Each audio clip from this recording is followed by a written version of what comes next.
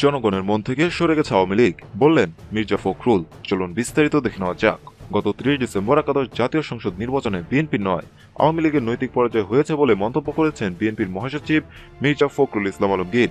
তিনি বলেন, ৩০ ডিসেম্বরের নির্বাচন একটি কাজে দিয়েছে, তা হলো আওয়ামী লীগ চিরদিনের জন্য জনগণের মন থেকে দূরে সরে গেছে। পরাজয় আমাদের হয়নি, পরাজয় হয়েছে আওয়ামী লীগের। নৈতিকভাবে তাদের পরাজয় হয়েছে। আওয়ামী লীগ সেই দল যারা শুধু ক্ষমতায় থাকতে চায়, ছাড়তে চায় না। সংবিধান এবং রাষ্ট্রযন্ত্রকে তারা ব্যবহার করছে নিজেদের স্বার্থে। শুক্রবার সন্ধ্যায় বিএনপির প্রতিষ্ঠাতা জিয়াউর রহমানের ৮৩তম জন্মবার্ষিকী উপলক্ষে এক আলোচনা সভায় সভাপতির বক্তব্যে ফখরুল এসব কথা বলেন। বাংলাদেশ জাতীয়তাবাদী দল বিএনপির এই সভা আয়োজন করে।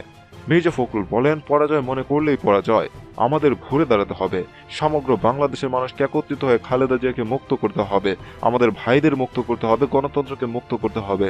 দেশের উন্নয়নের প্রথম ভিত্তি করেন বিএনপির প্রতিষ্ঠাতা জিয়াউর রহমান। উল্লেখ করে নেতাকর্মীদের ঐক্যবদ্ধ হওয়ার আহ্বান জানান বিএনপি মহাসচিব। তিনি বলেন, হতাশার কোনো জায়গা নেই, হতাশাগ্রস্তরা জিয়াউর রহমানের অনুসারী হতে পারে না। আপনারা ঐক্যবদ্ধ হন। বিএনপির প্রচার সম্পাদক শহীদউদ্দিন চৌধুরী অ্যানি এবং সহ সাংগঠনিক সম্পাদক আব্দুস সালাম আজাদের যৌথ পরিচালনায় আলোচনা সভায় প্রধান অতিথির বক্তব্য দেন দলটির স্থায়ী কমিটির সদস্য doctor Khandaker Mosharraf Hossain, doctor Abdul Moyeen Khan, vice chairman Begum Selina Rahman, Abdul Mannan, barrister Shahjahan Omar Biruttam, doctor AZ-M Zahid Hossain, Ahmed Azam Khan প্রমুখ। অন্যদের মধ্যে সবাই উপস্থিত ছিলেন চেয়ারপারসন উপদেষ্টা আবুল খায়ের ভুইয়া, আতাউর রহমান ডালি, দলের যুগ্ম মহাসচিব অ্যাডভোকেট সৈয়দ মোয়াজ্জেম হোসেন আলাল, নির্বাহী কমিটির সদস্য আবু নাসেদ মোহাম্মদ রহমতুল্লাহ প্রমুখ।